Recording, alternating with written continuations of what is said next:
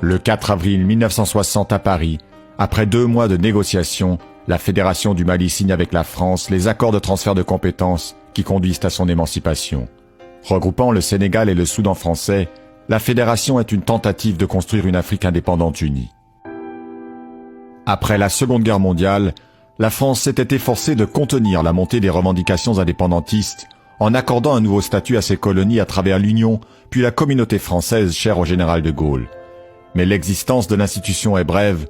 Dès sa création en 1958, la Guinée de Sékou Touré refuse d'y prendre part, tandis que les fédéralistes Modibo Keïta et Léopold Sédar Senghor dénoncent la balkanisation de l'ancienne Afrique occidentale française. Sous l'impulsion des 2 leaders, le Sénégal, le Soudan, la Haute-Volta et le Dahomey envisagent de s'associer à la communauté au sein d'une fédération. Mais face aux résistances de la France et de l'Ivoirien Félix Houphouët-Boigny, le Dahomey et la Haute-Volta renoncent, le Sénégal et le Soudan seuls créent la Fédération du Mali.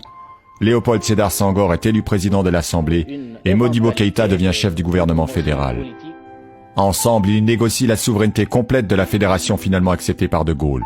Mais après la signature des accords, les dissensions entre Sénégalais et Soudanais vont croissantes, la rivalité entre Modibo Keïta, partisan d'un État unitaire fort, et Léopold Senghor en faveur d'un regroupement plus souple et du maintien des liens privilégiés avec la France, conduit 4 mois plus tard à l'éclatement de l'ensemble.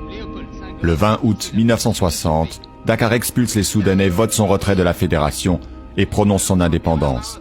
Senghor est élu président. L'Afrique fédérale a vécu.